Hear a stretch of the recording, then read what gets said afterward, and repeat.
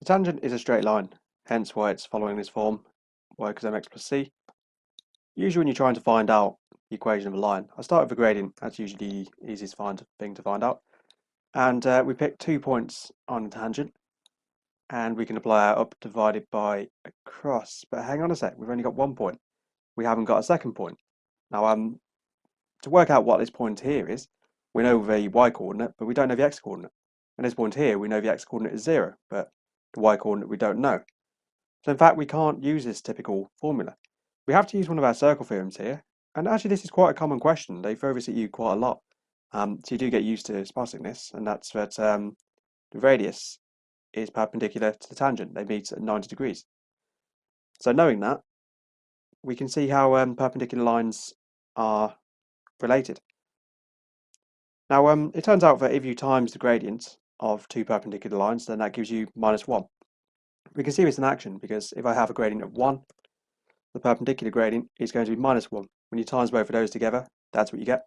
Now, as I decrease one gradient, so I'm going to half this gradient, then in order for it to be perpendicular, this one has to double. So you're still going to get that times them together to give you -1. This has a gradient of -2, this has a gradient of a half. Half of -2 is -1. And it applies the other way as well. So if you went to -1/2 or -1/3, whatever you want to do that, then this one is going to be the opposite but positive. Another way of considering it is that you have the negative reciprocal. So if I had a gradient of 5/3, then the perpendicular gradient is going to be -3/5. You can see I've just switched these over and made it negative. So that's the negative reciprocal.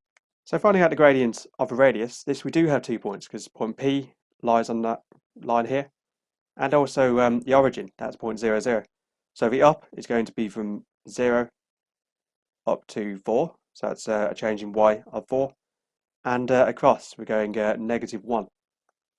So this radius is going to have a gradient of -4.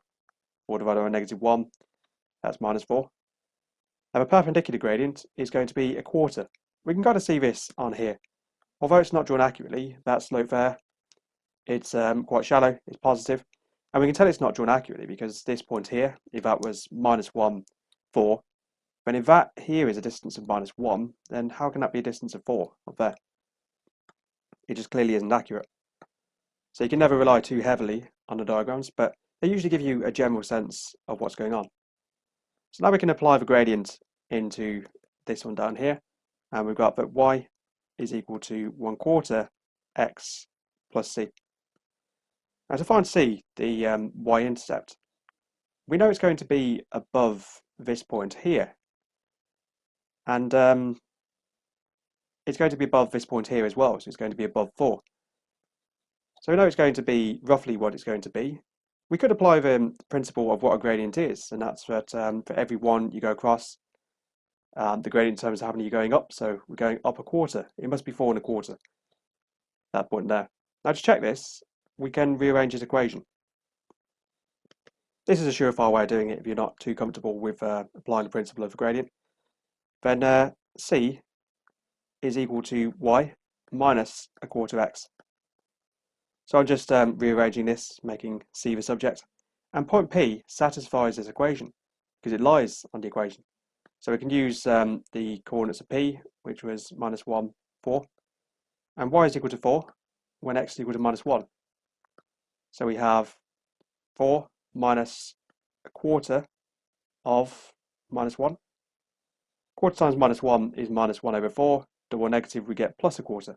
So yes, it is equal to 4 1/4, or 4.25. And that's the equation we're looking for. We can replace that c with 4.25, and we've answered the question.